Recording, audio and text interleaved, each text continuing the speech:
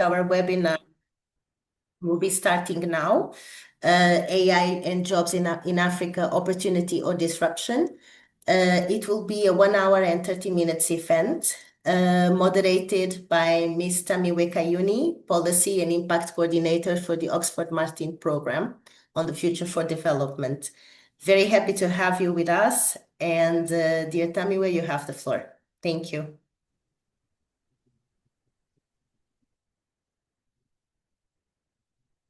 Thank you very much, Flavia, and welcome everyone to AI and Jobs in Africa, Opportunity or a Disruption. My name is Tamiwe Kayuni from the University of Oxford, Oxford Martin School Future of Development Program, and I'll be moderating today's session, and I welcome everybody. So this webinar is hosted by the United Nations Economic Commission for Africa and its new flagship initiative, the Africa Development Impact Forum, popularly known as ADIF, in collaboration with Oxford Martin School Future of Development Program. So we are here because AI is already changing how work is organized, but also how firms compete. And for Africa, the central question is not whether AI will matter, but how we shape it, but toward job creation, productivity, and inclusion, or whether we will shape it deeper into inequality and disruption. So I'm so glad to have everyone join us for this conversation. A few quick housekeeping notes.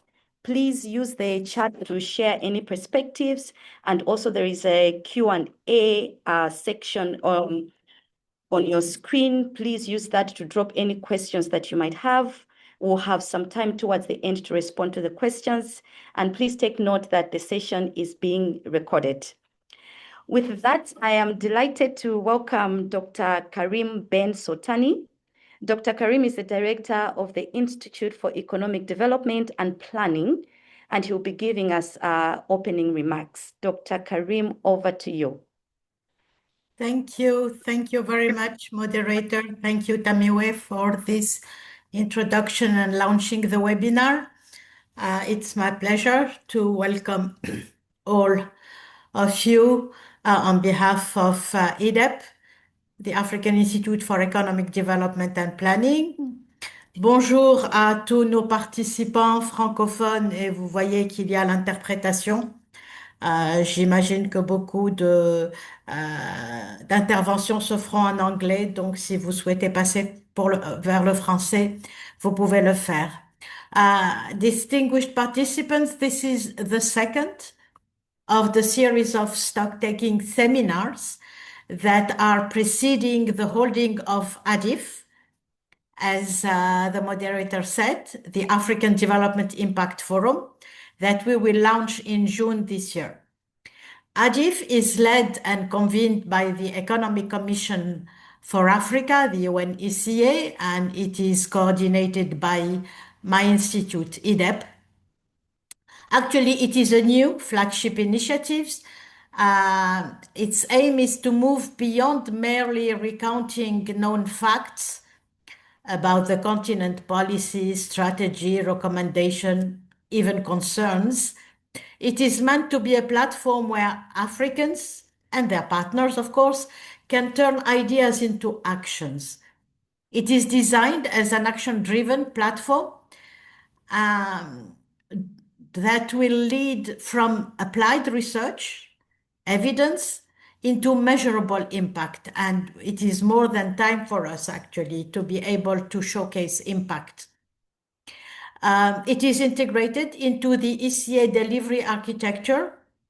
Actually, the forum ADIF will complement ECA existing events, and in particular, its annual Conference of Ministers in charge of finance, economic development, and planning. It is linked to the Africa Business Forum that brings the private sector perspective, and the Africa Regional Forum on Sustainable Development that on an annual basis prepares Africa for the high-level policy dialogue that is organized in July in New York on the progress of the SDG, the Sustainable Development Goal. So as part of this set of activities, The idea is to build a comprehensive package, ideas, research, but also operation to serve Africa's development and to be able to focus on implementation and with an emphasis on how of the delivery. It is not only about delivering, it is about how we can do it and how we can do it in a more tangible manner. This series of stock-taking webinars actually form part of what we call the pre-forum engagement. And we will have a 6-month virtual series showcases evidence, mapping barriers, and surfacing implementation-ready solution. So we will have a call to action, then we will have it is how and where the ADIF journey begins. And over the course of the next months, we will convene this dialogue to exchange knowledge, shape priorities, and build momentum for action. And we will, through this conversation, identify what is working, address persisting barriers, and highlight solutions that would be ready for implementation, that will be discussed during the forum itself in June, and then that would be follow up with very concrete measures during what we call the implementation clock. So today we are meeting to discuss the second of a very central question. We met 1 month ago to discuss minerals in the continent and the future of mining and how mining can better contribute to the development of a better job offer. And today we are talking about artificial intelligence and jobs in Africa with a very important question. Is it an opportunity or is it disruption?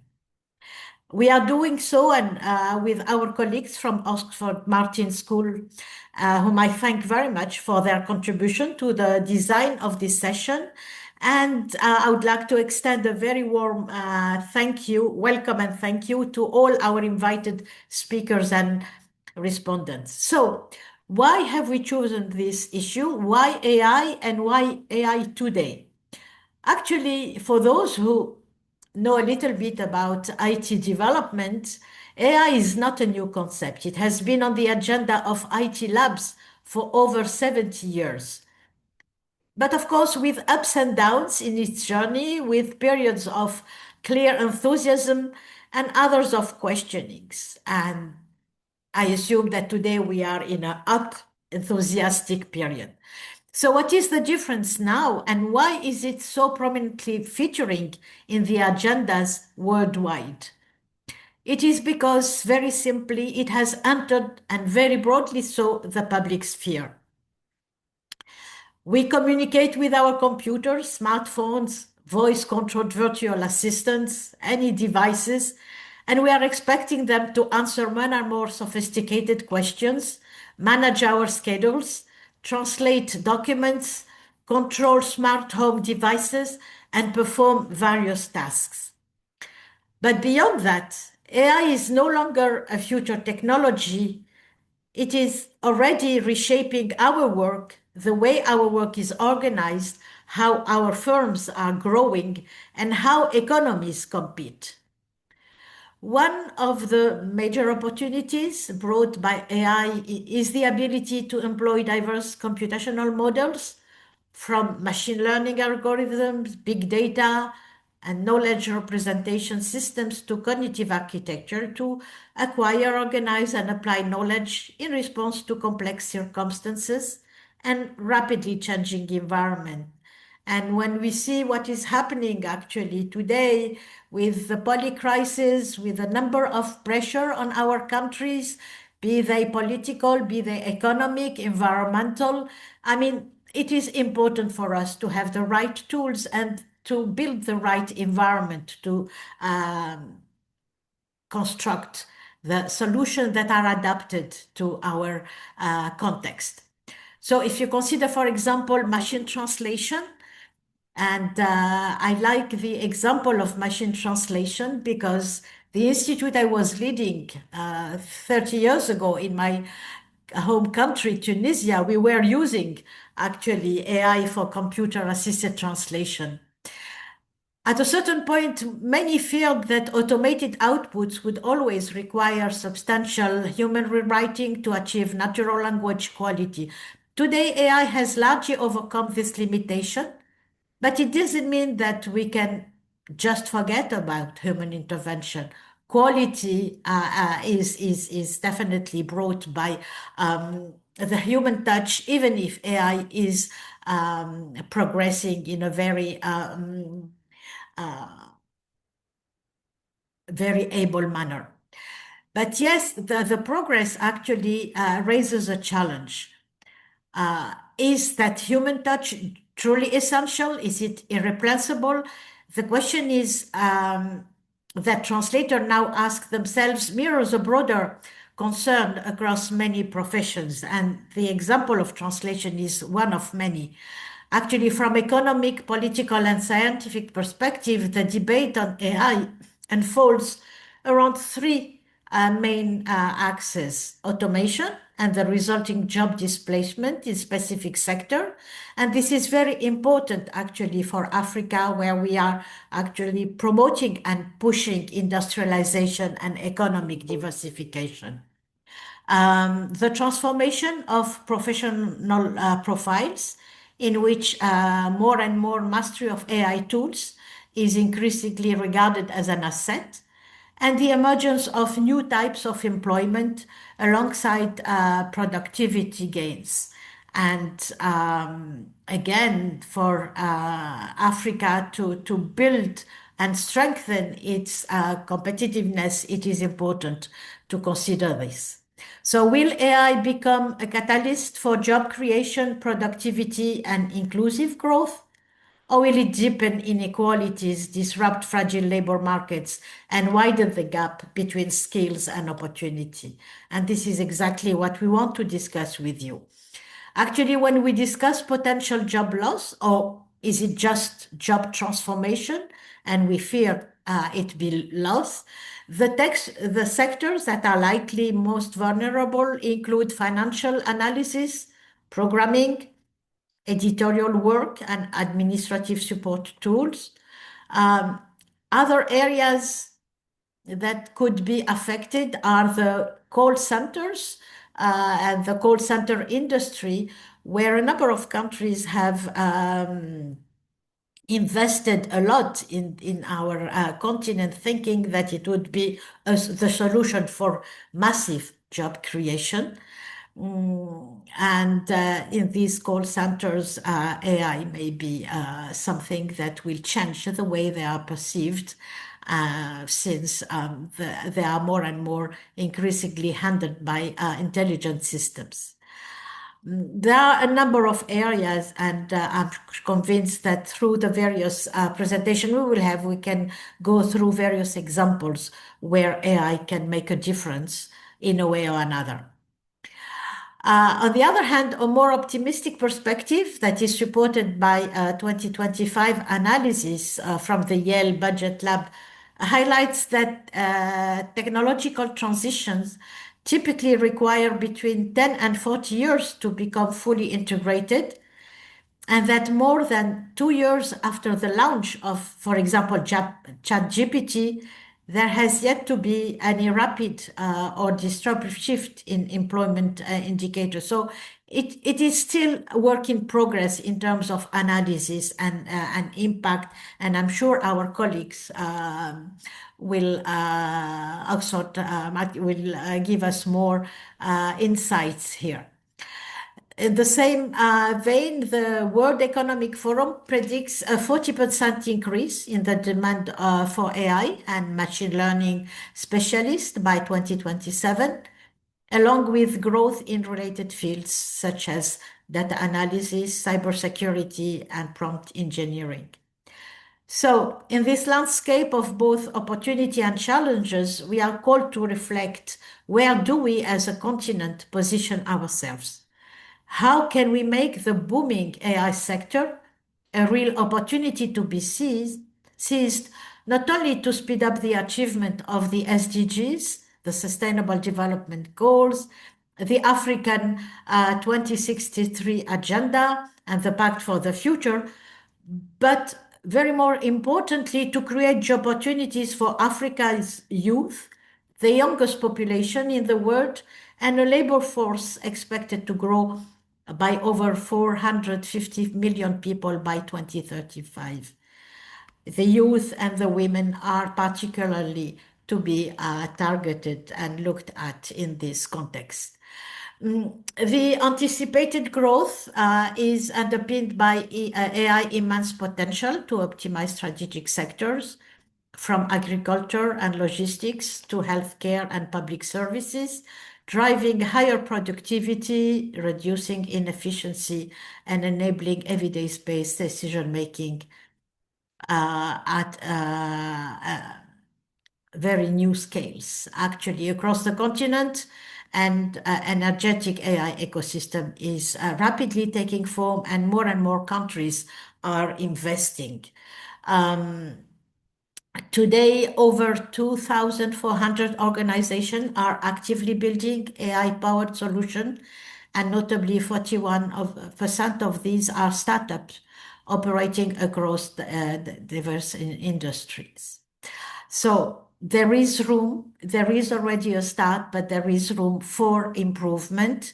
And Africa is not only catching up today, it is positioning itself as a global contender in AI-driven innovation, ready to harness technology as a catalyst for inclusive and sustainable development. Nevertheless, there are, in addition to opportunities, there are still a number of challenges that we need to overcome. If we want to make gains and make the fourth industrial revolution a reality, we need really to address infrastructure gap. We need to look at the digital divide. We need look at disparities between urban and rural areas.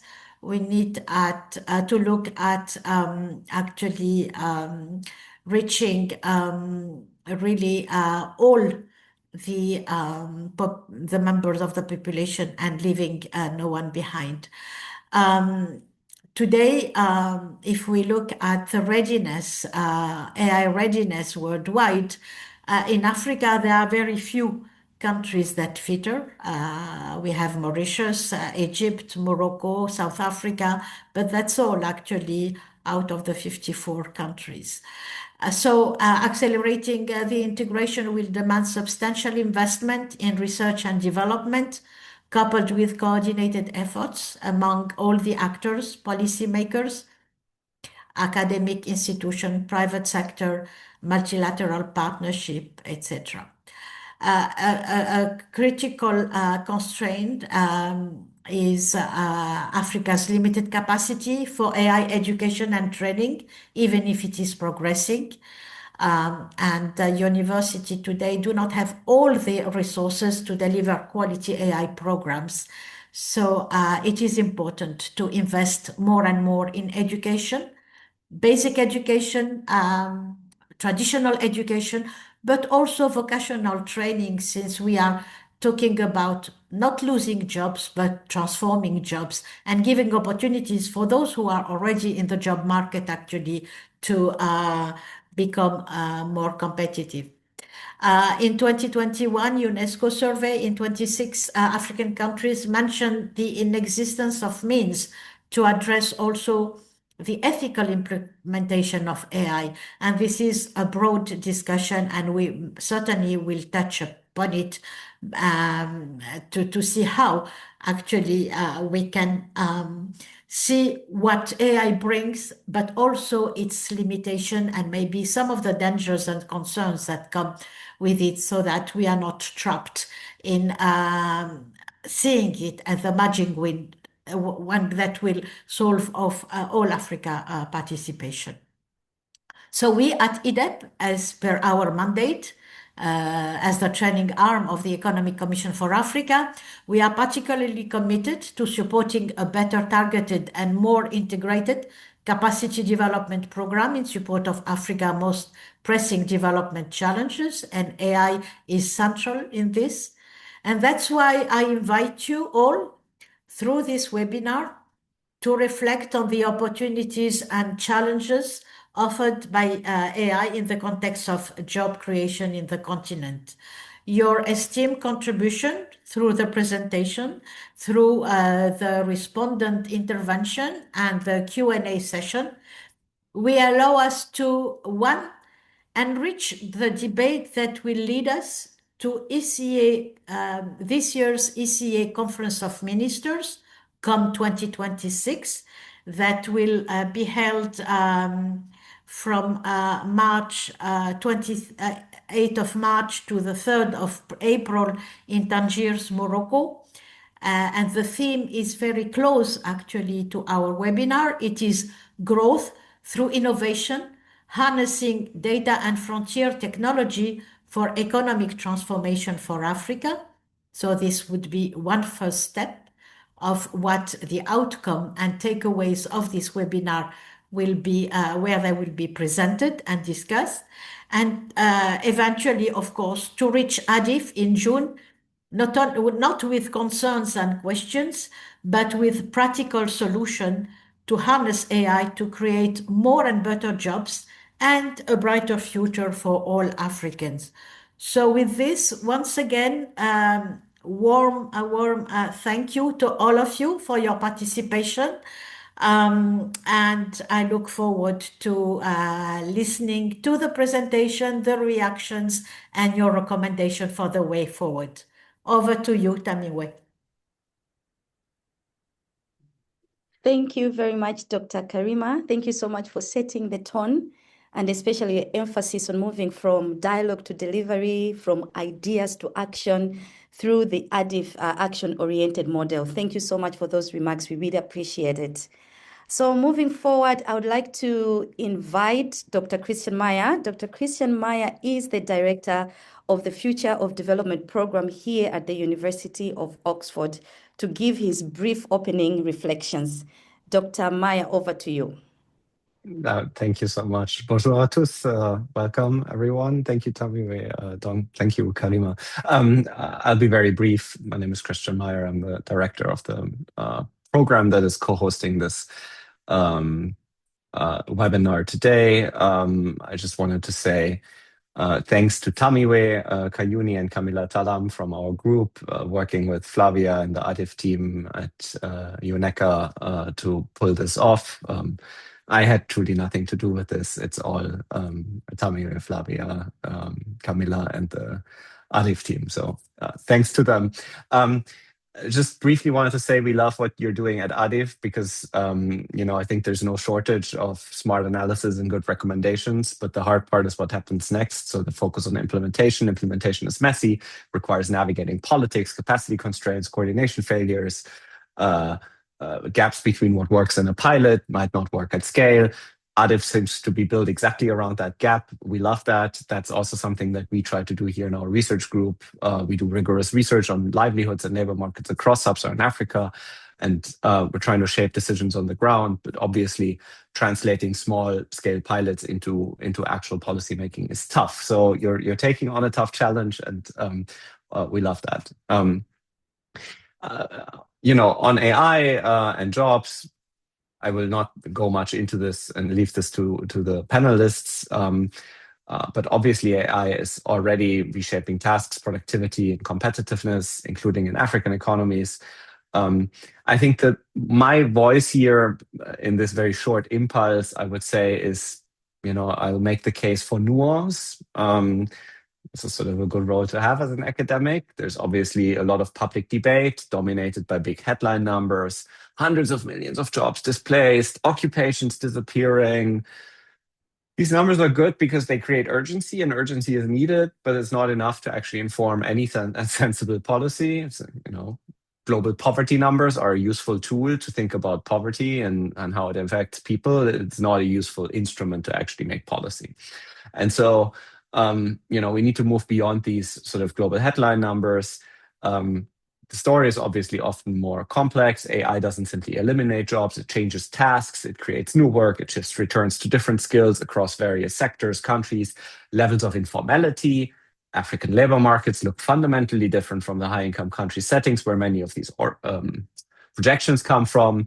And so I think then asking the tough questions around what happens when AI adoption diffuses in labor markets where most workers are informal, digital infrastructure is uneven, governments face real trade-offs with scarce resources, are really tough questions. And so then I think the things that I will listen to today are, what are some practical insights from on the ground? What is actually emerging in terms of job creation in practice, not just in theory? What are some of the real risks to livelihoods? Who is most exposed? How do things fall differentially on different parts of the population?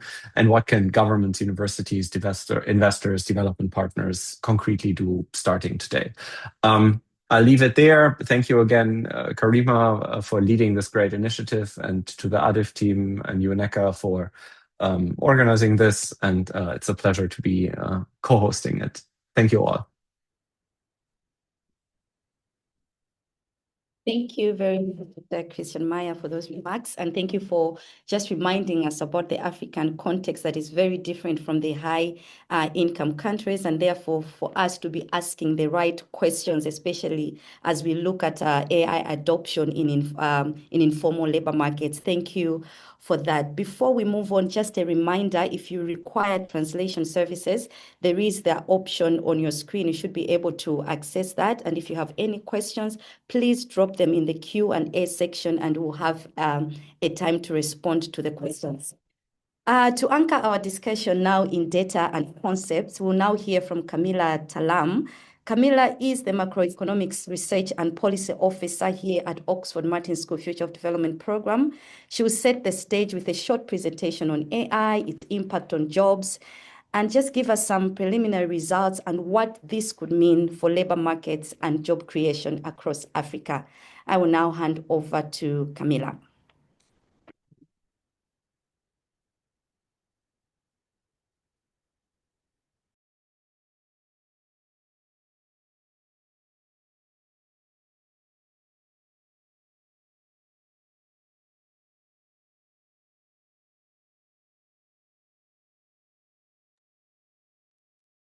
Camilla, I don't know if you're on mute or you're just getting ready. Thank you. I was just getting ready. Okay. My name is Camilla. Please allow me to present with my camera off due to some unstable Wi-Fi connection. So I really want to focus on your ability to hear me and us getting through the presentation. Thank you very much to the ADIF team at UNECA for this opportunity to share some of the work that we are doing as part of the Future of Development program at the University of Oxford and Oxford Martin School.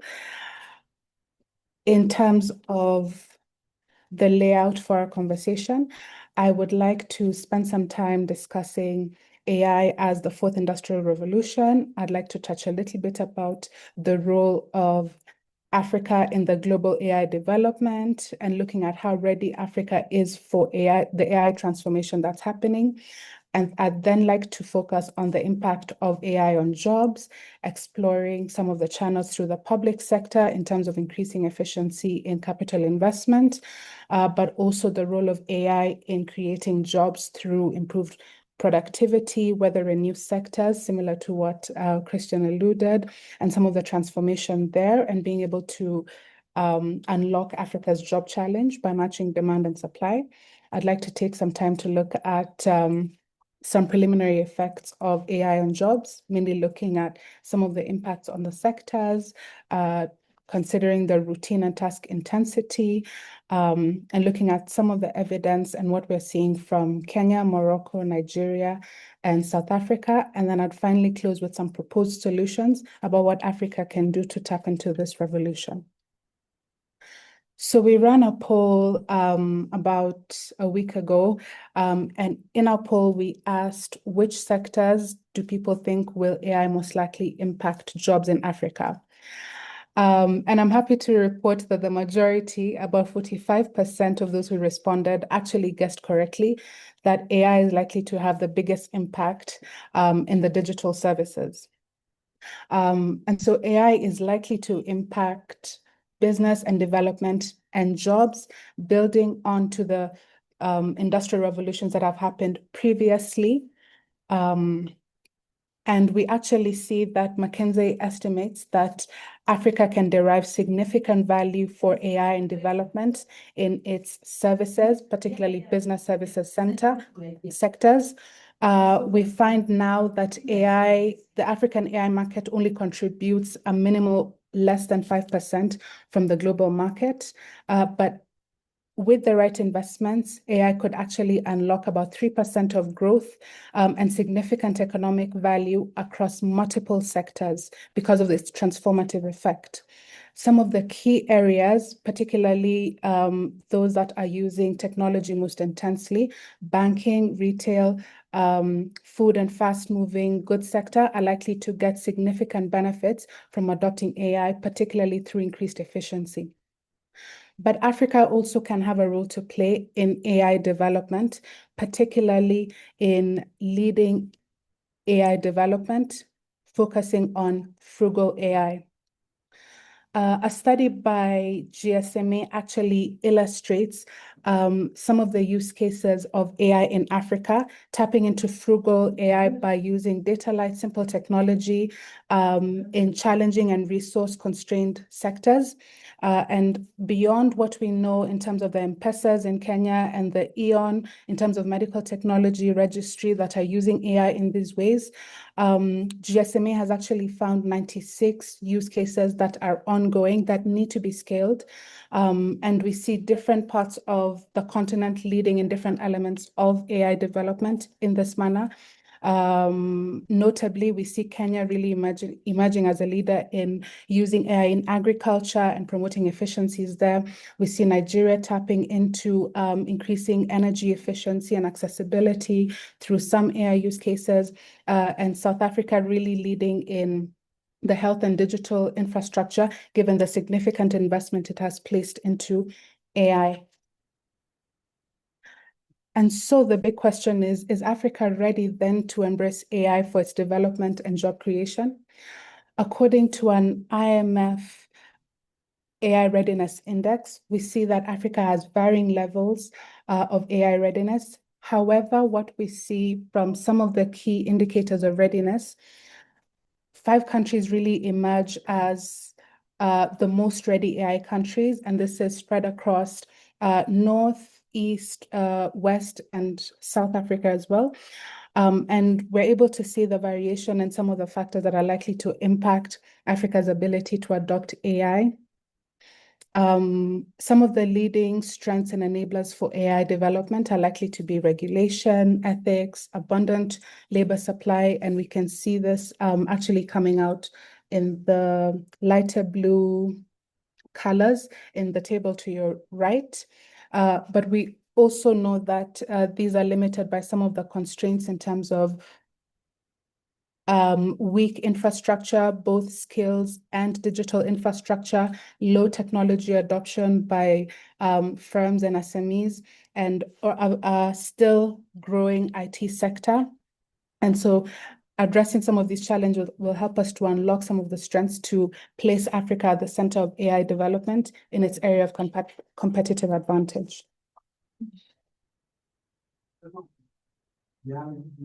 So Africa's main job challenge is really one of matching labor supply and demand.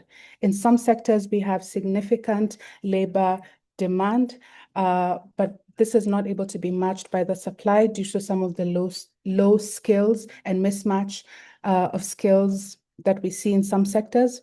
And in some sectors, because of low productivity, while there appears to be abundant labor force, because of the lack of skills, because of low productivity, we actually see limited labor demand to satisfy this. And so AI is actually the enabler of being able to match the demand to the supply to actually unlock the jobs that we need. We're cognizant that in the next 2.5 decades, Africa will contribute almost 40% of the global labor force, and therefore placing Africa into the job market with ready skills. AI could actually enable Africa to place itself in the job market to take up some of the jobs that will be available then.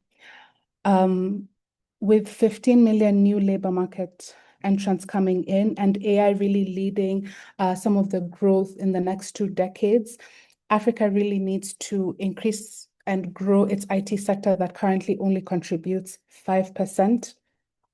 And while Africa also has a low jobs growth multiplier of about 0.04 compared to the global average of 0.4%, with only 3 million formal jobs created, AI has opportunity to actually unlock job creation, particularly in the digital sector.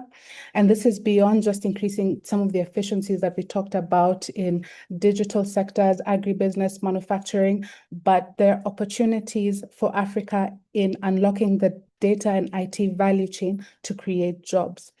And I hope that we can speak a little bit more about this later in the presentation. And we see that although there are significant job creation opportunities, economies that have high levels of industrialization are also at risk of job displacement. So I think it's important for the nuance that Christian mentioned in terms of unlocking jobs and matching demand and supply in the right sectors. So AI is likely to affect jobs through the public sector, through enhancing public capital investment. However, there are key challenges that Africa has to unlock in order to benefit from these efficiencies. Currently, one of the key challenges in transforming Africa's labor force into effective and efficient labor supply is its low human capital investment. We know that about a quarter of Africa's youth are untapped as they remain not in education, training, and employment. And we have less than 50% of our graduates, of those leaving primary actually moving on all the way to tertiary education. And beyond having to increase investment in skills, Africa has to increase its and accelerate its physical infrastructure investment, particularly in digital infrastructure. According to the latest AFDB economic outlook, Africa only invests about 1.2% of GDP, while the needs for it to tap into AI are currently estimated at 900 million to 1.3 billion in capital investments. And so we can see that there's both a significant investment in skills, but one that needs to be matched with a similar significant investment in infrastructure.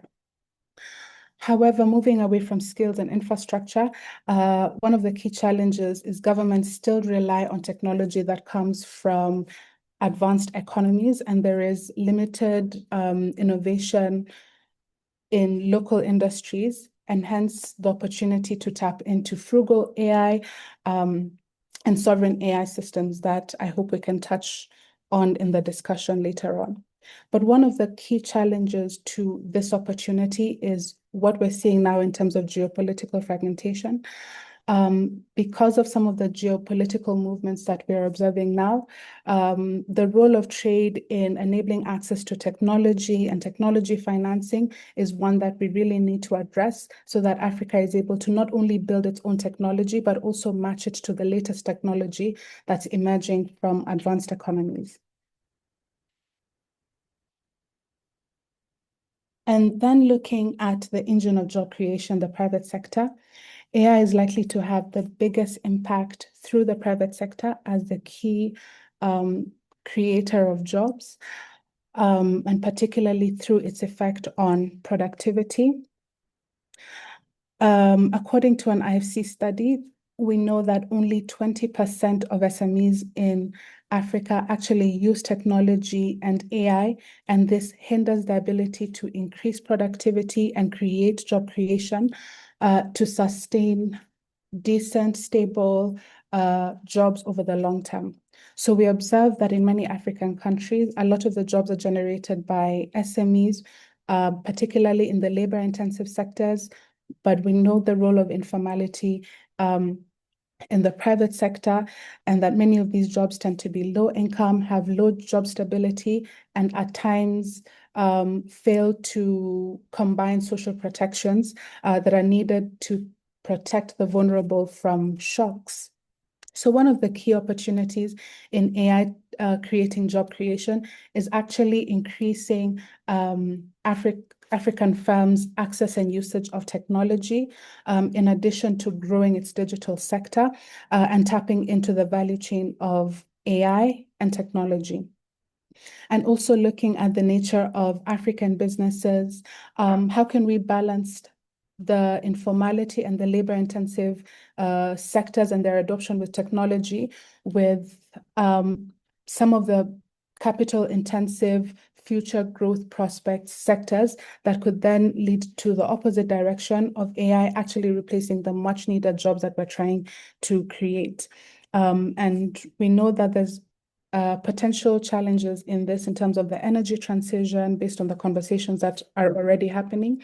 And so we really have to be cognizant to take decisive action to ensure that we are matching technology in order to create jobs both in labor-intensive sectors, but also in capital-intensive sectors.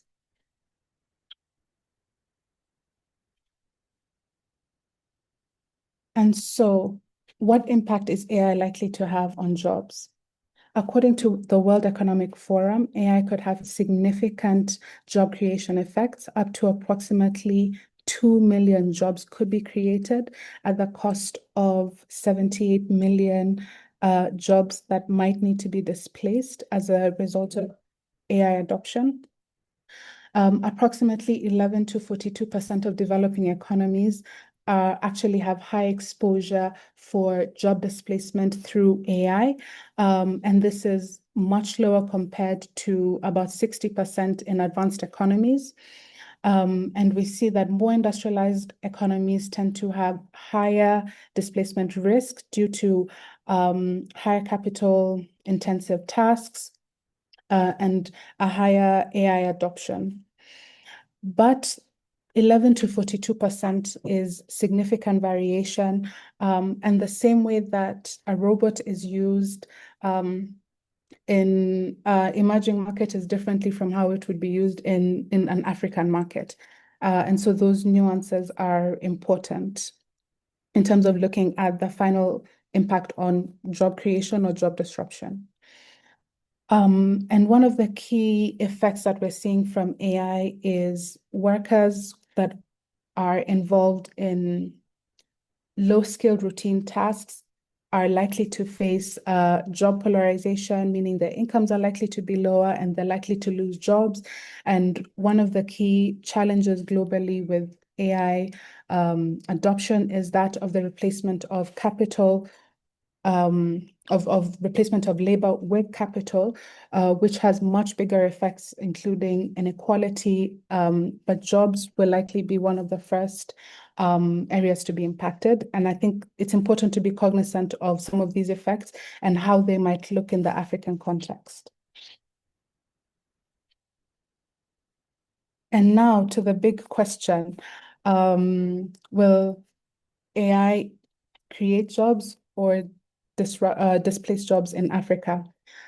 We ran a second poll where we asked participants to estimate the amount of jobs that were likely at risk of job displacement by AI. And again, the majority actually guessed correct that only a very small proportion of less than 15% would be impacted by AI. And so Africa's is likely to face low job displacement risks, which are really supported by its low exposure to AI. AI is mainly impacting jobs through sectors, routine-intensive and task-intensive sectors, those that have jobs that tend to be routine in nature are more likely to be phased out or experience reductions in wages, while those that use AI significantly might see wage premiums and might benefit from the AI disruption or transformation through new tasks and new jobs and new sectors that are demanding the use of AI. However, in the context of Africa, there is minimal data to enable us to see some of these sectoral impacts and to be able to see the effect of routine or task intensity and how AI would impact jobs through these channels. But from what we already know, according to an ODI report, we estimate that it is estimated that about 2.5 million Kenyans who are mainly involved in digital services, data entry and clerical roles are likely to face significant job displacement, and majority of them are estimated to be women. In the past year, between 2024 to 2025 in Kenya, about 3% of Microsoft jobs were displaced as Microsoft adopted AI and technology that increased its efficiency in Kenya. Similarly, in 2025, about 1,000 jobs in different areas in banking were actually replaced as banks adopted AI and digitized their services. But it's not all bleak. According to a McKinsey report on the next frontier, it's estimated that AI could actually raise GDP and therefore lead to job creation over the long term by about 0.5% in South Africa. And some of the employment benefits could increase by about 7.5%. But we know that the context of South Africa, the context of Kenya, are only proxies for the variety of economies that we have in Africa. So we really need to do more in order to obtain data and to do research to understand how these impacts vary at the country level, at the regional level, in order to better prepare for AI. We see that about 150 new jobs were created as some of the global AI firms tested AI in Kenya. And we see low job creation in Kenya as well, as I mentioned. Only 15% of the labor force was impacted. And we see the opportunity of actually leveraging of AI. A study by Jay Kendall actually illustrates some opportunities to create jobs through trade. And I'd be really keen to hear a little bit more about that evidence. Morocco is also really focusing on creating jobs through AI, leveraging on its startups and accelerators. And I want to end this slide by talking about the skill premium. Research by AJ actually found that tapping into AI can generate a skill premium that actually can upgrade skills and create job creation through that. And this is in addition to a potential wage premium of about 56%. And so upgrading Africa's skills at this juncture could yield significant effects in the future.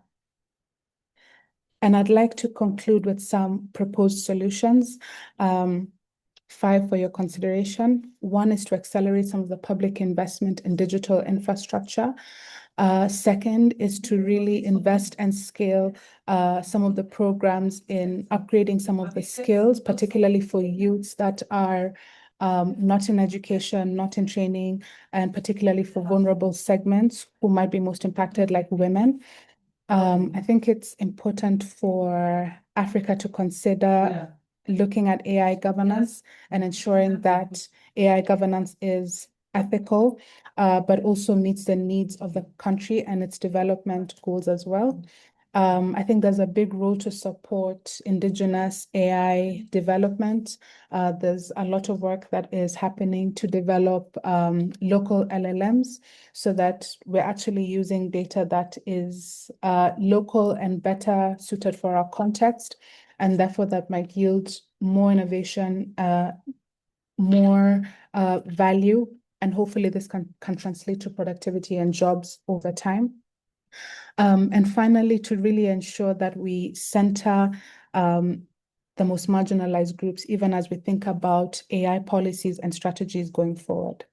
With that, I'd like to end and yield back the floor. Thank you very much for this opportunity. Amazing. Thank you so much, Camilla. You have really made a very compelling case. And the way I wrote it down is that winners won't be determined by technology alone, but by the choices countries make. And these are the right investments that they are making in digital infrastructure, in skills and governance as well. And the emphasis on the sovereign AI plus the targeted upskilling gives us a practical policy agenda to build on. And that's what we'll continue to talk about as we get into the other speakers. Thank you so much for such an enlightening presentation. With that, we'll now move into our panel discussion. We have 3 panelists bringing perspective from investment and enterprise, data and AI systems, as well as skills and institutions. First, I am joined by Jack Kendall. Jack Kendall is the co-founder of DFS Lab, which is an early stage venture fund backing nearly 50 companies building Africa's digital economy. Jack is also a research fellow at Cambridge Judge Business School, studying AI's impact on African markets, and previously worked at the Gates Foundation on financial inclusion and early mobile money systems. He holds a PhD in development economics and has worked across fintech, measurement, and digital transition. Jack, welcome to the webinar. Thank you. Thank you for having me. Really excited to be here, and great presentation earlier by both of the 2 previous presenters. Amazing.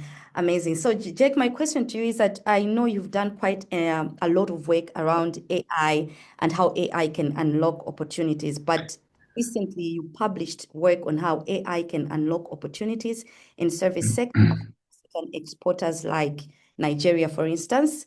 So where do you see the most credible job creation opportunities from AI in Africa over the next 3 to 5 years?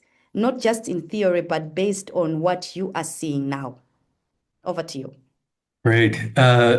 So thank you for the question, and I appreciate you, Camila, mentioning our research earlier in your presentation.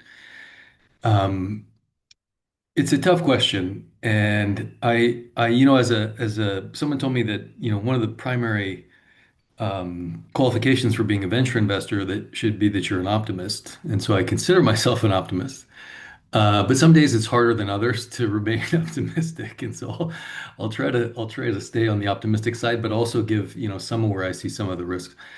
Um, the piece that Camila mentioned was written by myself and a co-author, and what we're trying to do is make the case that um, if you pull back from the AI question, uh, one of biggest policy challenges that African countries are going to face over the coming decades is how to put all the young people to work that are joining the labor force. And I think personally, it's probably the biggest question African policymakers should be thinking about, because it's going to be such a determinant as to the welfare and well-being of the population going forward. And the old way of solving that problem would have been manufacturing, the way that China and Korea and a lot of the East Asian countries did earlier in the 1980s and 90s. But that pathway is less and less viable for any country, because manufacturing is shrinking as an overall um, size, part of the world economy. It's less and less as a total percentage of the world economy and of exports, and it's becoming harder and harder to compete for a lot of reasons. Services, on the other hand, are expanding globally. They're expanding as a percentage of trade, and they're also expanding in Africa. They're where most of the sectoral transition, where um, workers are going out of subsistence agriculture, are moving into services in Africa, and so they seem to present the main alternative.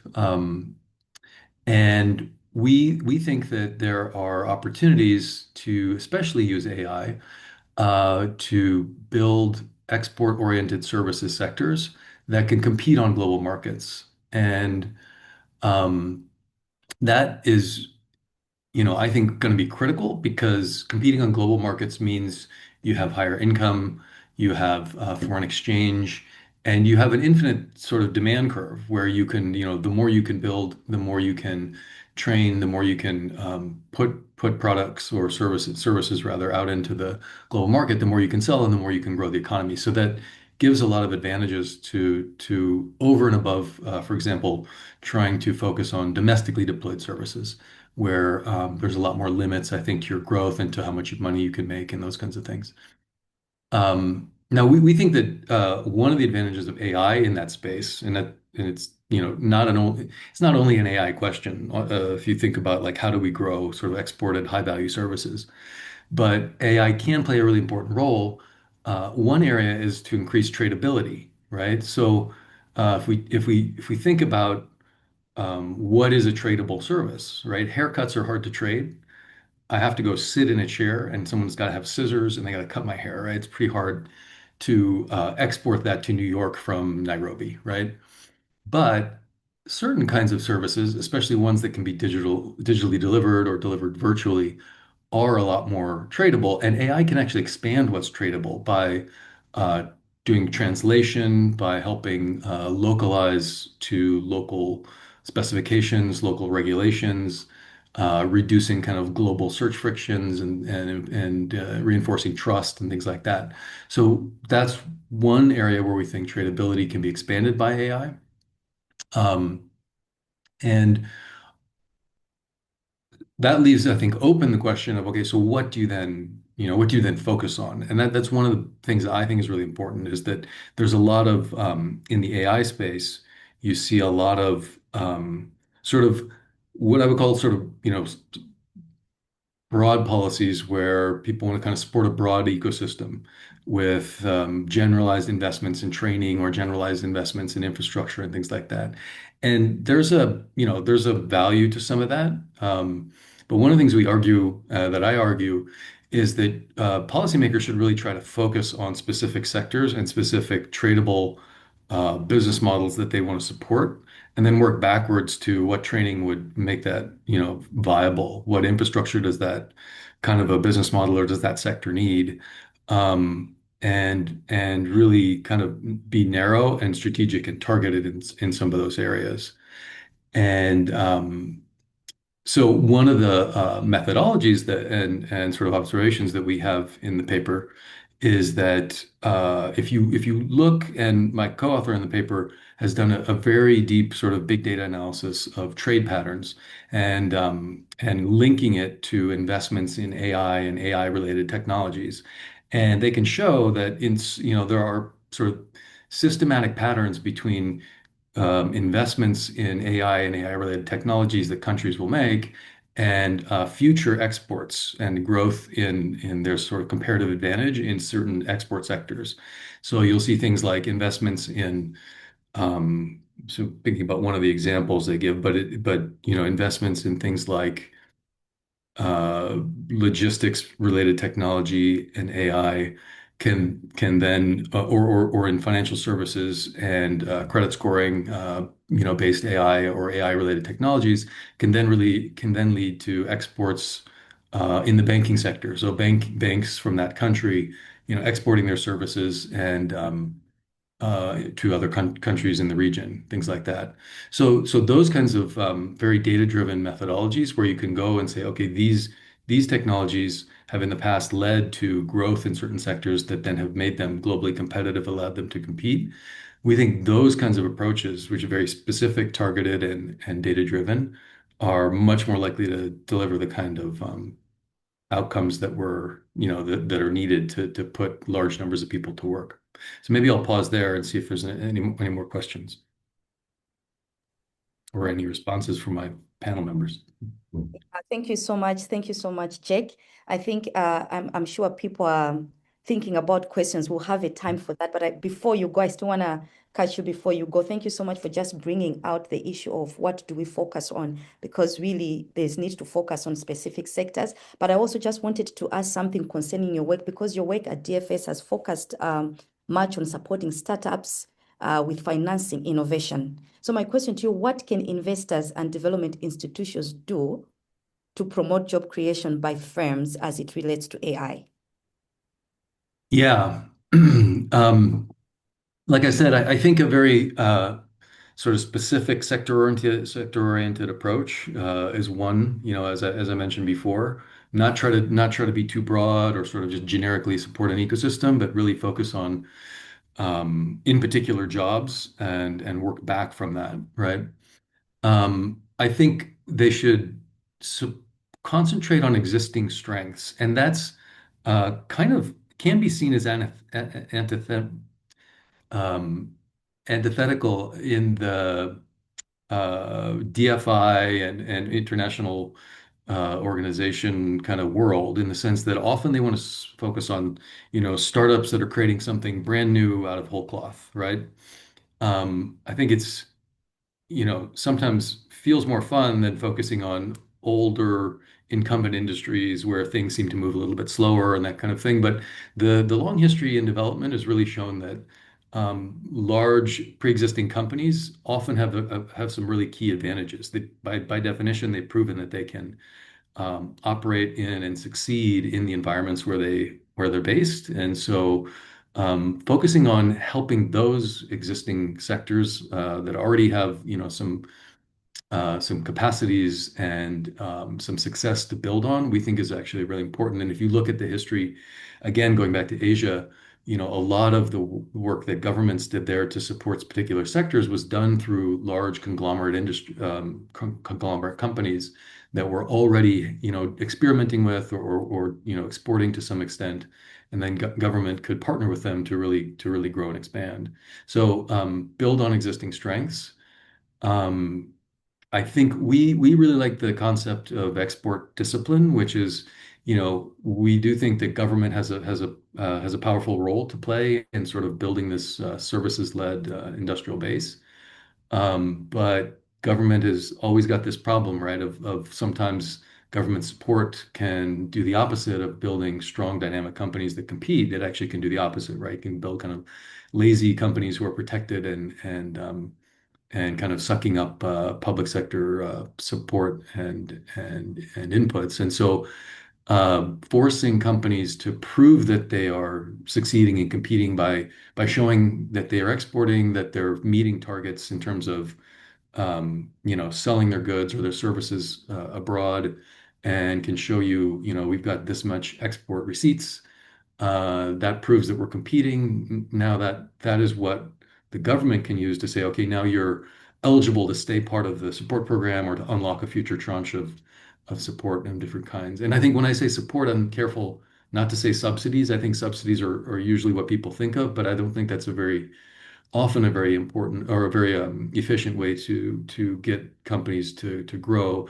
More often can be to coordinate, to build public infrastructure, um, to help them discover new customers overseas, all those kinds of things, rather than direct subsidies. And then the last area for me is to think about. We see a lot of what I think is well-intentioned, but maybe not the best use of resources, where people will observe, that, well, all the big AI companies are in this massive battle for AI, GPU compute power and electricity, and so we need to do the same in African countries to be able to compete. And there's a logic to that, and there's certainly a place to invest in building better AI infrastructure and hardware and sort of the fundamental underlying infrastructure in African countries. But it should again be driven, I think, by what are those specific sectors you're trying to support, and what do they need? Not we just need to build tons of AI infrastructure because we see other countries doing it, or we see OpenAI or Anthropic sort of trying to scramble and buy this stuff up. Should really be driven by a clear need, and should also really be driven by the private sector. Again, government support in that area, it could be important, but the private sector, in particular, maybe some of the global cloud providers, should be the ones driving it. And you see, for example, Cassava Technologies, that's out of Liquid Telecom, have gotten a lot of press with their recent announcement that they're building sort of an AI cloud with a huge order of GPUs from NVIDIA and that kind of thing. One of the things that's kind of less talked about, but I think very important, is that they're doing that largely in partnership with Microsoft, OpenAI, Anthropic, and Google. And so we'll have some of the access to their technologies, and we'll have them as customers. So those kinds of things I think are very important to avoid overly government-driven or overly donor-driven models. Perfect. Thank you so much, Jake, for giving us that to concentrate on existing strength, but also to see the need. What's the need? The clear need that is there, and then we need to address those. So thank you so much. Again, to our audience, please remember you can put your questions in the chat, and then Jake will be back to respond if you have any questions that are directed to Jake. Thank you so much. I really appreciate your responses. Thanks. Thank you. Now, moving on, let's turn to skills and institutions, because whether AI creates opportunity depends on whether people can access and transition to this AI-augmented work. Joining me will be Dr. Dee Allen, who is the Assistant Provost and Associate Professor for Innovation at the University of the Bahamas, with over 25 years of experience across law, business, and higher education. She previously led global capacity building and policy work at the Cambridge Center for Alternative Finance, where she directed the Cambridge FinTech and Regulatory Innovation Program, training over 2,000 regulators from 315 institutions across 150 countries. She holds an LLB, LLM, and a PhD focused on entrepreneurship. Dr. Dee Allen, you are very, very welcome to this webinar.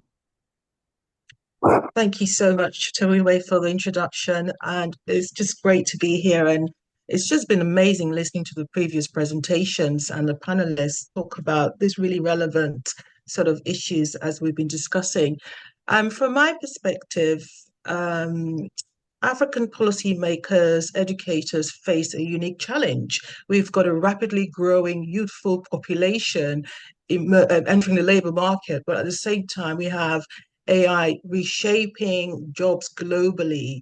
According to the UN Economic Commission for Africa, there's about 10 to 12 million young Africans seeking work each year, but only 3 million formal jobs are created.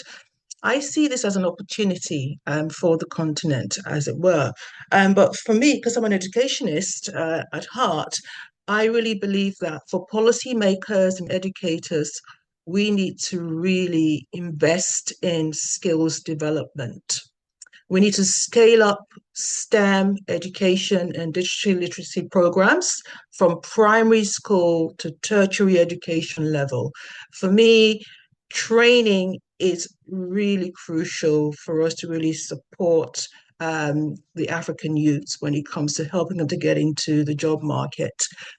As far as AI is concerned, we need to provide AI awareness training, AI digital tools training as well. And whilst doing that, we need to also prioritize soft skills, i.e. things like critical thinking, creativity, emotional intelligence that will complement AI. So that must not be ignored. So this emphasis on investment in skills development for me is high priority for policymakers and educators on the continent. I'm also recommending that we launch reskilling programs for at-risk jobs facing AI automation. In the previous presentation, we were told that, we have clerical call centers, admin and finance workers, mostly exposed to automation. So there is a strong need again to provide reskilling. And this can be done as short, practical AI training courses combined with pathways to higher qualifications. And universities and training institutions across the continent need to play a critical role in making this happen. In addition to skills training, there is definitely a need for us in Africa to expand the digital infrastructure. For example, we need to ensure that affordable broadband and mobile connectivity is really enabled to encourage inclusive AI adoption across the continent. And for me as well, as far as policymakers are concerned, we need to strengthen AI governance and sovereign AI strategies. So I was really pleased when Camilla talked about, the need for sovereign AI strategies. So we need to build regulatory frameworks that will encourage companies to redeploy rather than retrench staff. They need to align AI adoption with worker protections. And Camilla also mentioned the fact that another good recommendation is to build local AI solutions tailored to African needs. So by adopting sovereign AI strategies, we'll be able to do that. And basically, sovereign AI refers to the capacity of states and regions to develop, deploy, and govern AI systems in ways that align with national priorities, protect sensitive data, and ensure local value capture. Without sovereign capabilities, African economies risk becoming dependent on external platforms and infrastructure, exporting our data and labor while importing high-cost services. So sovereign AI strategies are very important across the continent. And it is about involving strategic control over critical layers of the AI stack, including data governance, frameworks, public sector use cases, local research capacity, and regional compute infrastructure. So I cannot emphasize the importance of seeing the development of national sovereign AI strategies. And as someone who's looked into entrepreneurship as a way of studying in my PhD, I can see that AI provides real opportunities for new job creation, new business opportunities, and growth on the continent. And we have seen some stats showing that there is growth in AI startups. And so there's a need for policymakers to also support SMEs with AI adoption grants to boost productivity without cutting jobs. There's a need to expand opportunities for internship and apprenticeship programs in AI-related fields to absorb young workers. There's also a need to expand access to venture capital and public and private partnerships. And indeed, if we want to see growth and a thriving innovation ecosystem across the continent, one recommendation is to enable the deployment of frugal AI principles in national AI strategies. Frugal AI enables innovation in environments where energy, connectivity, and compute resources are strained. So frugal AI emphasizes resource efficient, cost-effective, and context-appropriate system design. So this will include the use of smaller models, hybrid human-in-the-loop systems, and applications that work effectively on low bandwidth networks and mobile devices. So for me, policymakers, educators have a real role to play. And I'm encouraging academics and the public and the private sectors to come together and really work on meeting the needs of the African youth in particular in providing training, skills development, and also supporting small enterprises and encouraging new AI startups. So that's really my first sort of response to that question about what can policy makers do and institutions do on the continent. And I'm open to any more questions. Perfect. Thank you so much, Dr. T. I really appreciate you jumping in and just giving us the responses. To those that may be wondering what she was responding to, she was responding to a question on training and systems, considering that universities' training systems are pivotal for preparing young people for changing labor markets. How can African policymakers support a rapidly growing population to access AI jobs and livelihood opportunities, especially with high informality? And she also touched on what policymakers can do, to ensure that they are involving the young people to access these AI augmented jobs. So thank you so much, Dr. D. I really appreciate your just going there and telling us we need to invest in the skills and developments. We need AI awareness and prioritize those soft skills, but also the last part where you talked about the coordination between the policymakers, the private sector, to ensure that we're meeting the needs of the young Africans. So thank you so much for just being straight to the point and giving us that sharp and concise response. We appreciate it. Questions? Thank you. Need to go to to Professor Foley, and then we'll go to the questions. Audience, if you still have questions, please put them in the Q&A section, and we'll be able to respond to some of them in just a few moments. So moving on, I would like to go to Professor Fola Adeleke. We want to move on to the foundations that make AI work, and that's data, governance, and language. So my next panelist is Professor Fola Adeleke, who is the Executive Director and co-founder of the Global Center on AI Governance. He is the African Observatory on Responsible AI at the Global Center on AI Governance, and he is an associate professor at Wits Law School and an Atlantic Senior Fellow at the London School of Economics. He has deep expertise on data protection, transparency, and AI governance. He has also contributed to national AI strategy work across the continent. Professor Fola Adeleke, you are welcome to the webinar. Thank you. Yeah, and my first question to you, Paul, is data is often called the fuel for AI, but in practice, you know it's messy, political, and you have been in this space, and I believe you can give us some insights on that. What is the biggest data constraint for AI that supports jobs in Africa? And by that, we're looking at availability, at quality, access and sharing, language coverage, or governance. And what would you prioritize fixing first? Over to you. Thanks for that question.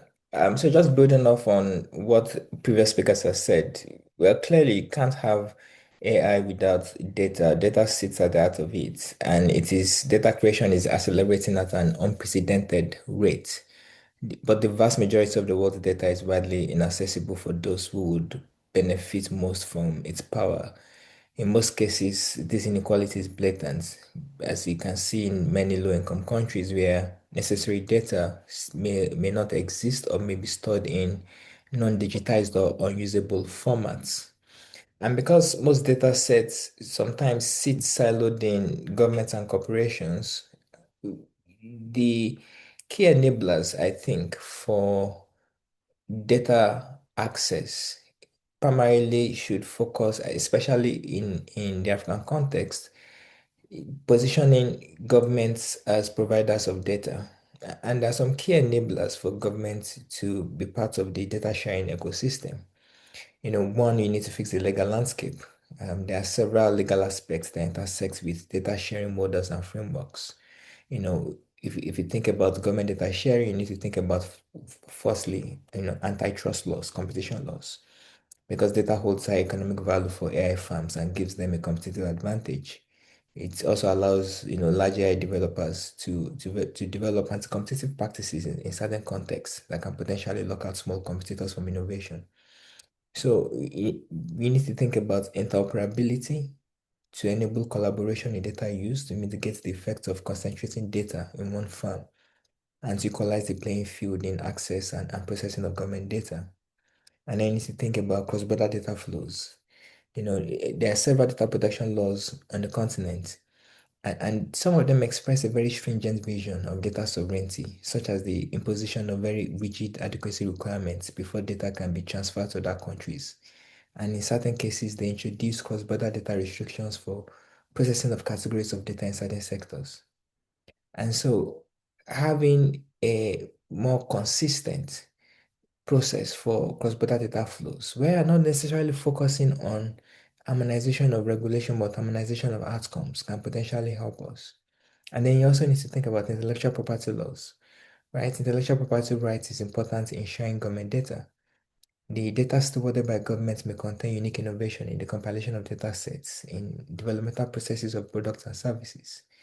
So thinking about how you can use, IP and licensing and particular forms of Creative Commons or other sharing licensing to facilitate mechanisms for governments as a prior step to sharing is quite important.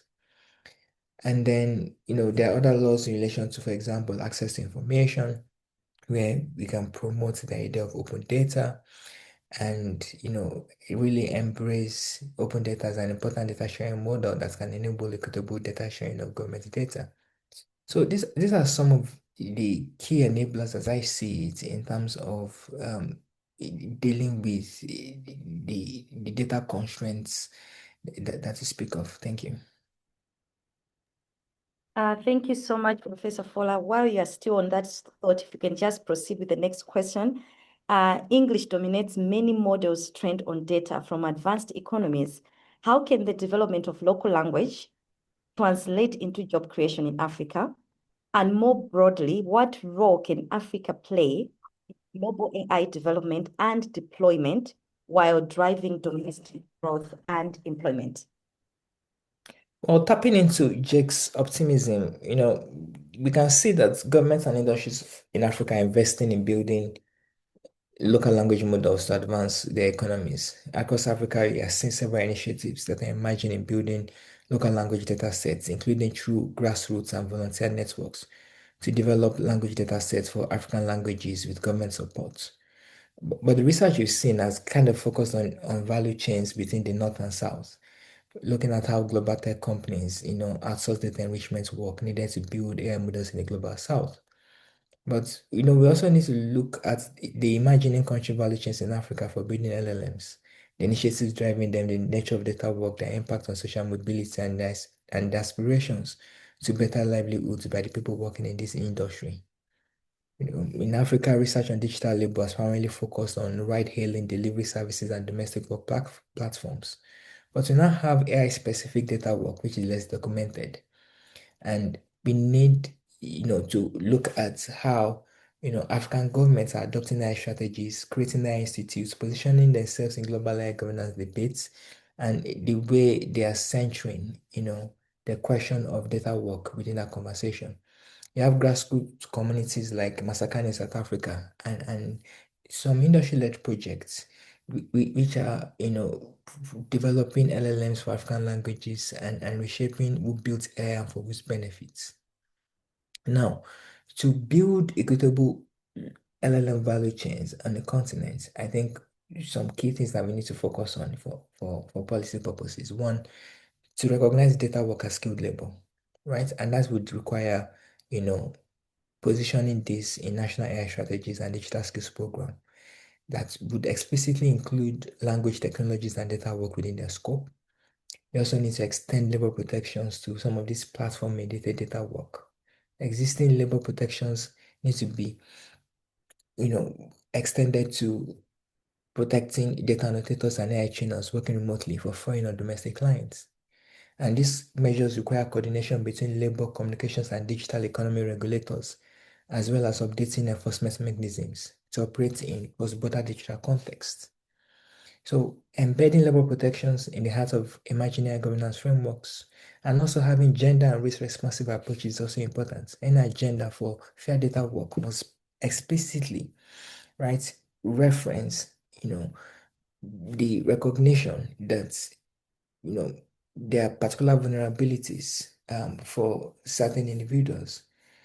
The work we've done at the Global Center on AI Governance, which is the Global Index on Responsible AI, highlights that most countries lack robust mechanisms to address gender equality in AI, including in labor markets. And so having this kind of responsive agenda is quite important for targeted support. Thank you. Thank you very much, Professor Fola, for that and just for outlining what we need if we're building LLMs, recognizing that data work is skilled labor, embedding labor protections, and also a gender responsiveness agenda. Thank you very much for that. We really appreciate your time.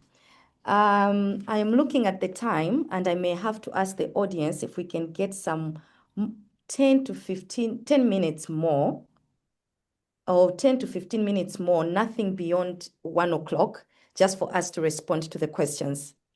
I have quite a number of questions, and they are well categorized, so I'll just choose who should respond to that based on the presentations that you gave, so that we're also mindful of the time. We don't want one question to be responded by many people, so that we can cover a number of questions.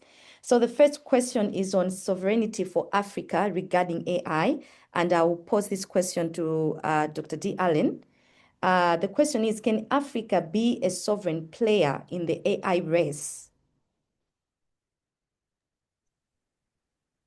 Yes, I totally believe that, because we've got the population, we have the youth as tech savvy, and just what we need is the policymakers to come together and collaborate and develop a strong sovereign AI strategy. And I think there's positive news there. The African Union recently introduced the Continental AI Strategy Roadmap, which a few African countries are now adopting.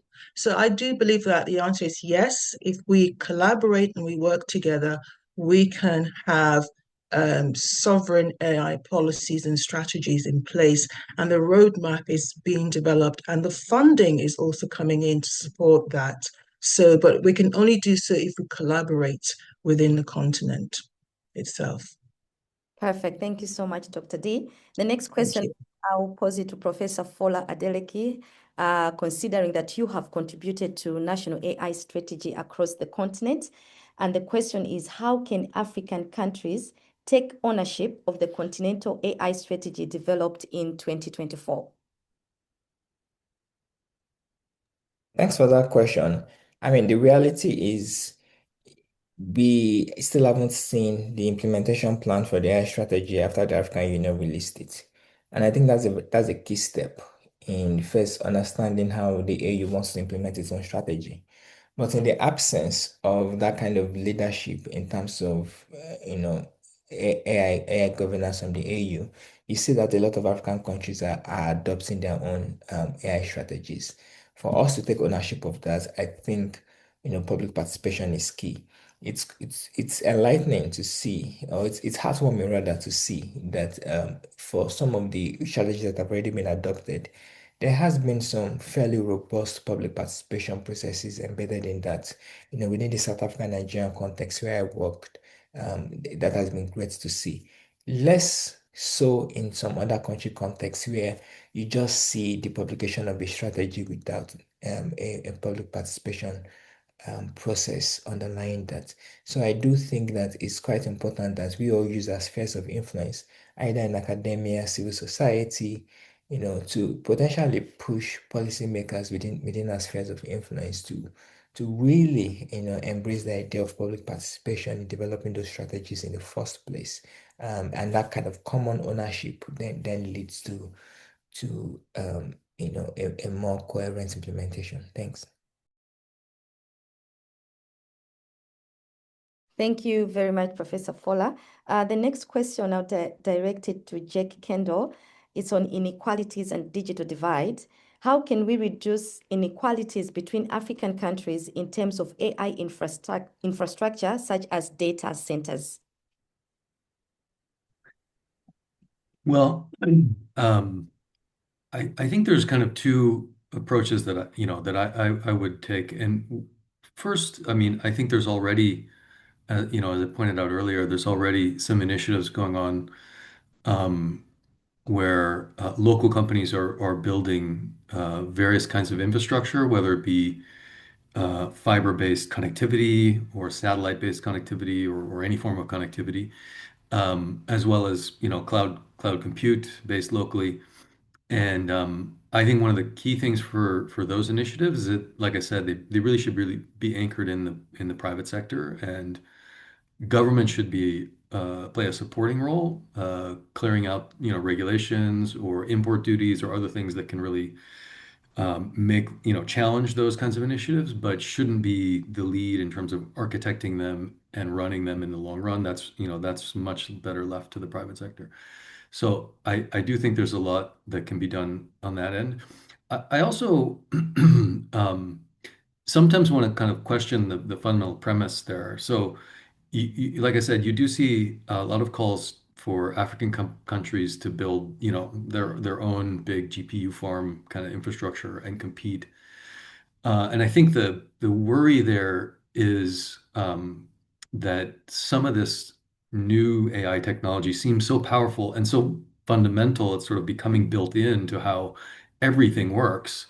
It just doesn't seem safe or maybe wise from a strategic security perspective or economic security perspective to allow that to sit in the hands of some other country. And especially if you look at how, the United States has been acting in recent year or two, trying to shut everything off with tariffs and, kind of those kinds of policies, it feels less and less safe. That said, I think there's a realism that you have to take to that question, that particular question, which is, I don't think I live here in France. France is not going to build its own open AI, right?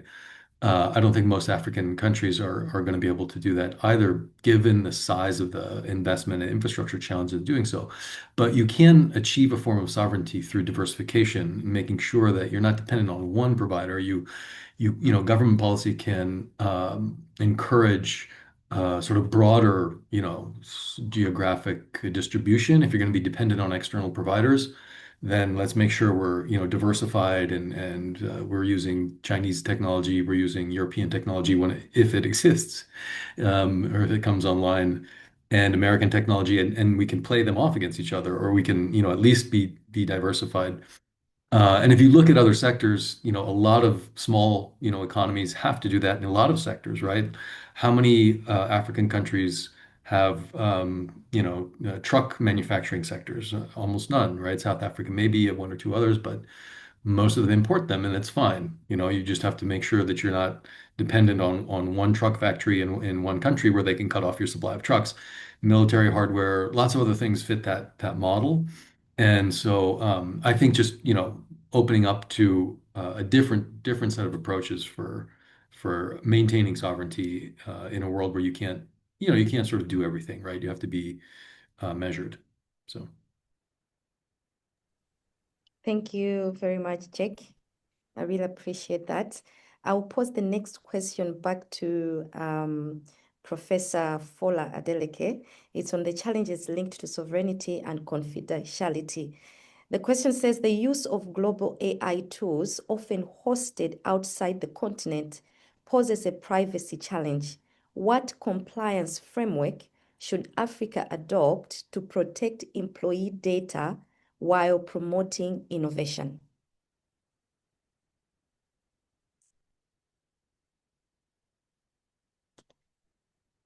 Professor Fola, are you still there?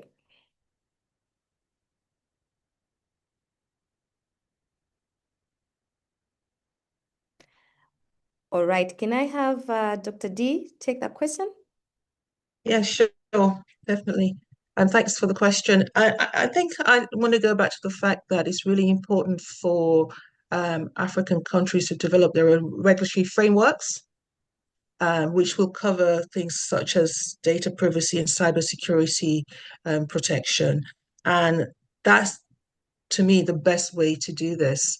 And it's also very important for African countries to collaborate regionally, to come together, sometimes to work together to enable that AI sovereignty and also make sure they have their own regulations and policies as relevant to their context as well. So for me, my response is contextual regulation is relevant for the African context, and we can solve the data privacy challenges as well as the cybersecurity challenges that we face on the continent. Thank you, Dr. Thank you. I'll still have you. There's another question. I think you should respond to that as well. How can we create jobs in Africa given that the population is set to increase between 2040 and from 2040?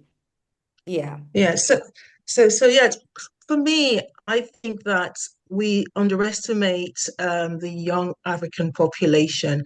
And I think AI provides an opportunity for young Africans to actually create jobs themselves by starting small businesses and saying, in my business, I'm actually going to employ at least 5 people in the next 2 to 3 years. So there are opportunities out there to support young Africans to use AI technology to start their own businesses and become employers themselves. And that's the way we can really create new jobs on the continent. One way, at least. Amazing. Thank you so much. Let's not underestimate the young population in Africa. They're able to create jobs. Thank you so much for that, Dr. D. Allen. Thank you. I would like to pose another question to you. The question is on disruption on jobs. AI promises to automate transactional and fraud detection tasks. Is this the end of the traditional internal controller, or are we witnessing a shift toward a data controller? What critical skills do we urgently need to acquire? I think thank you for that question. And it just takes me back to, the point I raised at the start. There is a critical need for skills training to encourage AI augmentation. And so for me, the response to that question is we need to make sure that people whose jobs are at risk should have urgent skills training, reskilling to help them to do their jobs better and to get rid of the mundane automative aspects of their job and actually improve the quality of the work that they do. And that's why there's an urgent need for skills training across the continent for those job at risks. Thank you very much, Dr. D. Allen. Really appreciate your responses to that. I have last question. I want to pose it to Jake Kendall. It's on inequalities and the digital divide. No, I think we've already responded to that. Let me take this one. The constraints linked to controls, regulation, and ethics. The question says, how do we balance the rapid adoption of AI to remain competitive with the implementation of rigorous control frameworks? Sorry, can you repeat? I didn't catch the whole question. How to balance the rapid adoption of AI to remain competitive with the implementation of rigorous control frameworks. Got it. Okay. I mean, first, actually, I wanted to add on to what Dr. Allen said earlier about some of the compliance and risk-related, tasks and jobs and sectors. One of the frameworks that I like is thinking about kind of what some people have called kind of the sandwich model of jobs and tasks, right? Where you start with intention. That's like I want something to happen. I want a product or a service, or I want someone who works for me to do a particular job for me. Then there's execution. They go off and do it. And then there's verification. And within the verification step can come kind of an underwriting or certification as well. And if you think about the intent, execute, verify, or certify model, it's the two parts on the end that are most likely to stay in human hands, right? Execution is where AI is sort of taking over, right? I want a website built. That's my intent. That's what I'd like to see. I don't really need to have a person do that anymore. If I know what I want, I can just press a button basically, and a website will appear. And then I have to decide if it meets what I want, if it did what I expected. And if you move that into, that's a simple example. If you move into examples like law, compliance, things like that, I might not just have to say, oh, did they do what I want? But am I willing to stand behind it? Will I certify it? Will I underwrite it? Right? And I think that sort of certification underwriting is maybe just an addition. Dr. Allen, your answer was spot on. But I think we need to think about where are those things that humans are not going to ever be replaced on, because we as human, system builders, we are never going to, we're always going to have intention come from the human, right? And we're always going to have that certification part also have to be a person that we can go back to for the authority and the person who's going to stand by, the liability.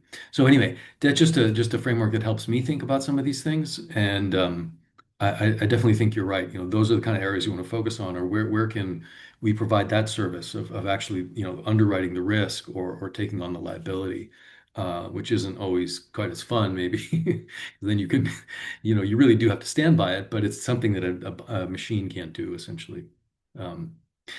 The other, I think getting back, Dr. Allen, sorry, you went off mute, so I'm guessing you want to respond.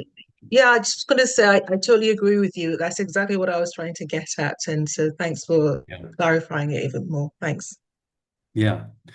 Just as a side note, I think the intention side is a little bit underexplored as well. So most people, there are a lot of business models where human in the loop learning and things like that, humans are the validator of the system. And I think, we're always going to be the ultimate decider as to whether something is quality in the end or whatever.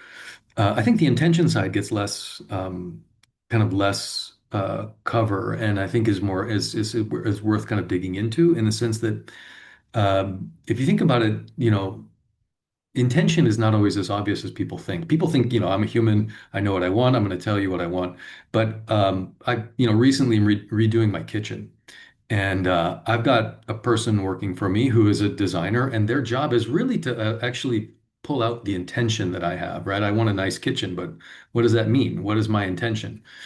And I think there's a whole category of jobs that look a little bit like therapists. You can, people who are good at sort of understanding and pulling out the intention of what someone wants, especially when they have a kind of a complex thing that they're trying to get done. And I think a lot of in the AI era, that's going to become more and more valuable as people who can really meet with someone else, understand what they're trying to do, help them kind of develop their own sense of what quality will look like, and what's really going to meet their kind of underlying need, and then help that into the execution phase, which may very well be done by AI. So I think those kinds of tasks and jobs are going to be more and more valuable. Sorry, no, going back to the question that you posed.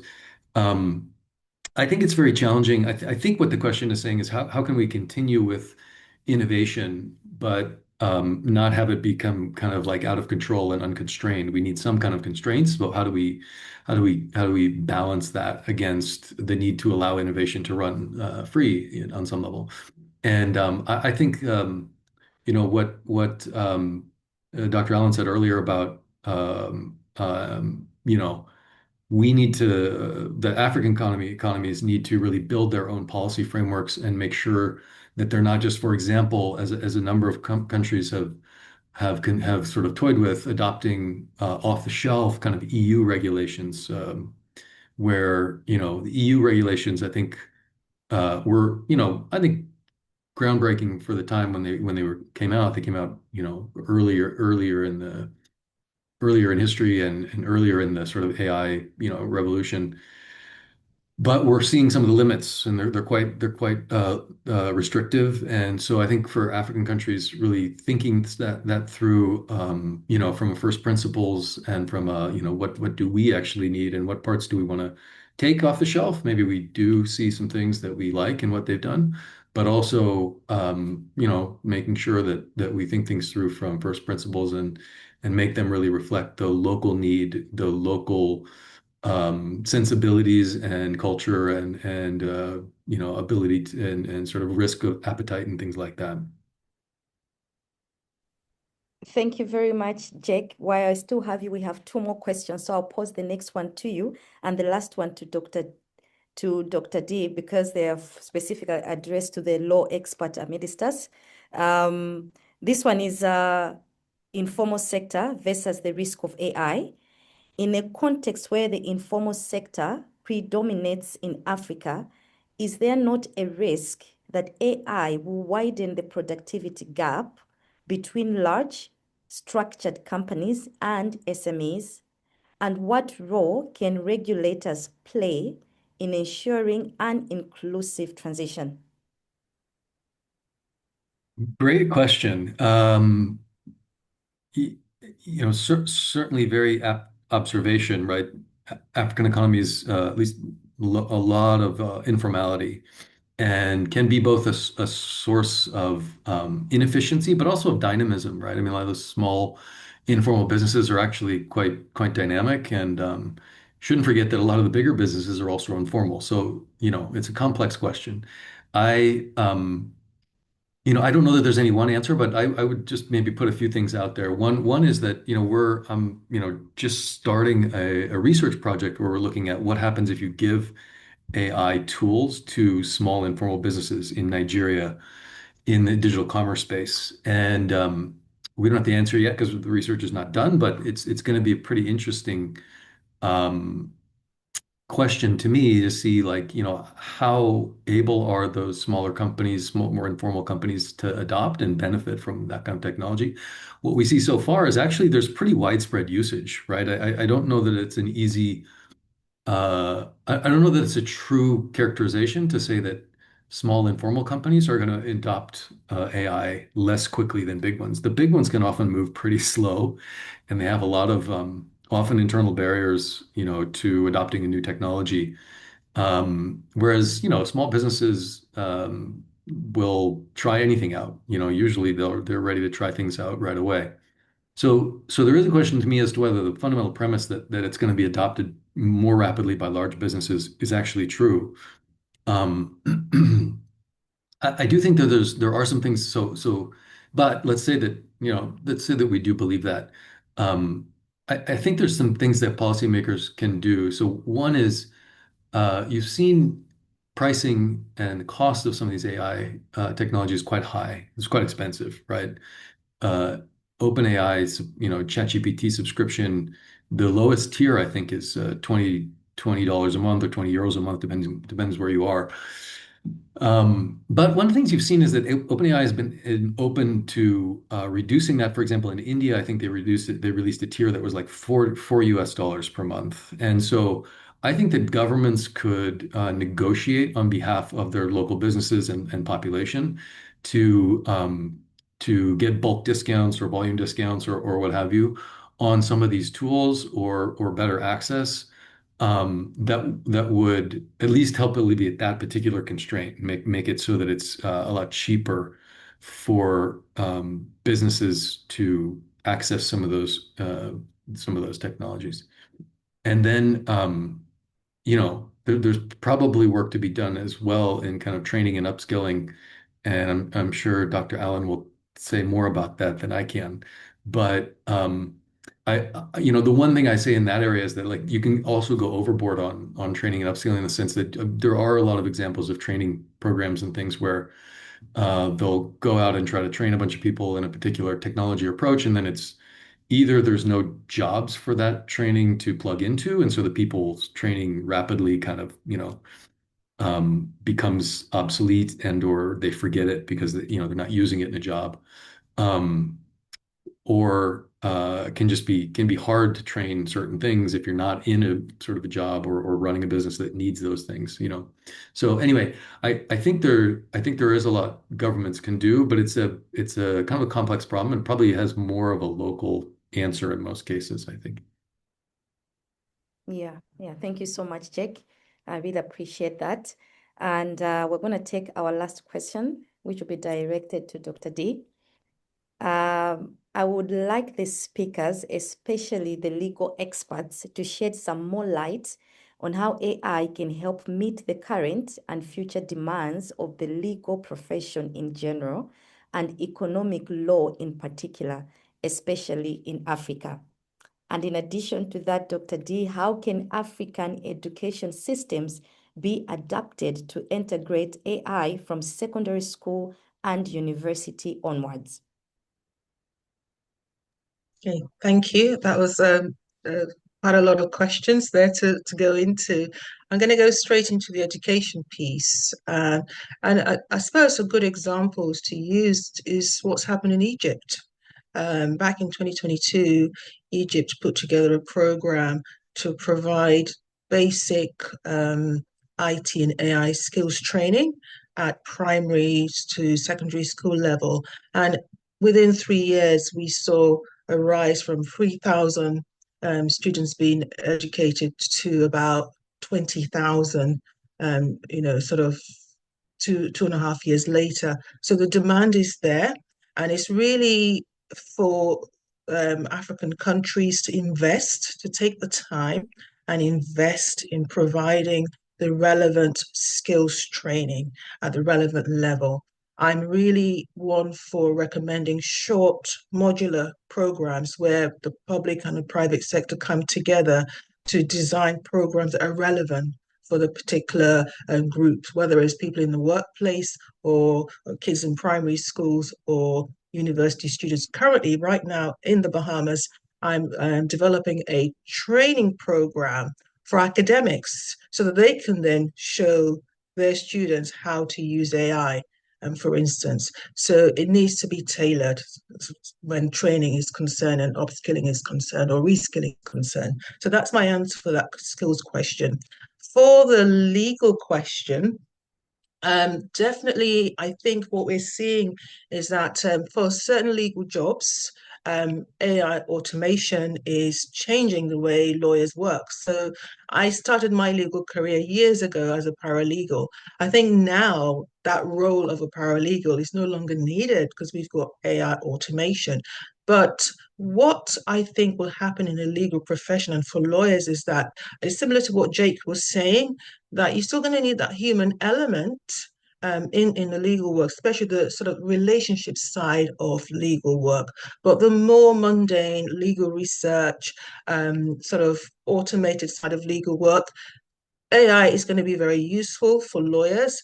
But we are finding that even when lawyers use AI, they've got to be really careful because AI can hallucinate, especially in the UK. So we've seen ChatGPT make up legal cases that don't exist. And we've had some lawyers actually try and reference a legal case that didn't exist. So you're still going to need lawyers to really use their expertise and go through sort of the information that AI provides. But at the lower level, the legal clerk, the paralegal level, in all areas of law, I think AI will come in and take those roles, and the more specialist relational aspects of legal work will carry on, and we're still going to need lawyers. So I hope that will answer the question in terms of the legal side of things. A lot of lawyers now, use legal tech, AI to really support their work, but still you need those legal experts, you need those human element. One thing I want to mention when it comes to AI and law, I think there's an opportunity for countries to test the use of AI through sandboxes, for instance, special regulatory sandboxes. So another recommendation is before you deploy any rules or laws in relation to AI and AI firms, for instance, perhaps you need to adopt some kind of sandbox tool to really test and learn before you then introduce any changes or any new laws. I hope that's answered the question. If not, please ask again so I can make sure I'm answering it correctly. Thank you. Thank you so much, Dr. D. You have answered the question, and I'm sure the the person who asked, they're satisfied with the response. Thank you so much. Thank you. As we close, we are coming to an end. We're not going beyond 1 o'clock. As we close, I'll leave us with one final thought. As we all know, the question isn't whether AI will affect jobs in Africa. It will, and it already is. But the real question is whether we move fast enough on skills and investments to ensure that the transition creates more and better work than it displaces. So thank you so much, everybody, for the contributions. A big thank you to Dr. Karima, Dr. Christian Maya, Camilla, and my lovely panelists, Jake, Fola, and Dr. D, and to everyone who joined and also contributed to the questions. As we indicated earlier on, this webinar is part of the pre-forum Stock Tech series for the Africa Development Impact Forum, which will convene in June 2026. And the focus is really on moving from evidence to commitments to implementation, from ideas to action, from dialogue to delivery. And so please do stay engaged to follow us on the ADIF updates, whether for the forum, but also for the other webinars will be taking place.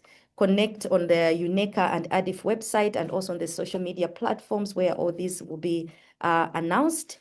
And also to all the people that have shown interest that would like to receive the presentations. I'm sure my colleagues have responded and will be able to share that. And from me, I'm so happy that I could have hosted this webinar. Thank you so much for the wonderful contributions and also for the concrete and actionable points. These will feed into the forum that we'll have in June. From me, I'll end there, but I just wanted to ask Dr. Karima if she has any closing remarks, then she can close the webinar for us. Thank you very much, Tamiwe, for very able conduct of our work and discussion this morning or afternoon for some of you. And thank you to all those who have taken the floor, actually, Christian, Camilla, Jake, Dee, and Fola. Thank you very much. And thank you to the ADIF team who has contributed with the Oxford Martin School team to the design of this session, and thanks to all the participants. I have a lot of comments, but I will not make them all because we would need another hour actually to address them all. But just rapidly, just first of all, before ADIF, I would like to invite you all to attend ECA Conference of Ministers that I have referred to, that is about, as I said, frontier technology, and many of the issues that have been discussed will be addressed there. One of for example, Jake said it is not about investing in AI, it is about identifying the area where AI utilization will make a difference for Africa's development. And these are the kind of issues that will be discussed during COM before ADIF and the job creation aspect. I wanted also to mention something about, since it is IDEP area, about training. Actually, training is part of what we do, but it is not the only thing we do. We do capacity development. And this makes even more sense when it comes to AI, because it is not about training only. It is about a change of mindset. It is a change of posture about how you communicate with AI and you integrate AI. And for capacity development, there's how to use it as an external user, how to develop AI-based application solutions, and how you as a decision maker is able to create the environment that will help actually the development of AI. And we have provided a number of courses relating to AI for decision makers, because they do not need to master the technicalities, but they need to see the strategic impact and the potential of AI in their work. I wanted also to refer to a lot of activities ECA is working on. ECA is working on helping a number of countries develop their AI strategy in the context of the support we are providing to the African Union Commission. You mentioned access to the AI environment. Also, there is a study that we are promoting on IT equipment, services, application, taxation, how our government actually are using taxes or leveraging taxes on those areas, AI governance, etc., etc. So there are a number of other issues, but as I said, it is a sort of permanent discussion that we are launching. It is how I always conclude my speeches by saying that it is a process. We will continue to be in touch. Do not hesitate to come back to us as co-hosts and organizers, as panelists, etc., so that we keep up the momentum and we come very much ready to discuss concrete solutions and how to implement them during the ADIF. So, thank you to all of you. Merci à tous les francophones qui ont dû passer leur session à écouter nos présentations qui ont toutes été faites malheureusement en anglais. Mais voilà, on a parlé de l'importance de l'accès aux langues. Je pense que c'est un élément qu'il faudra revoir pour un équilibre des différentes langues dans nos présentations. Thank you all. Bye bye. Thank you. Thank you and bye. Thank you, everyone. Merci beaucoup.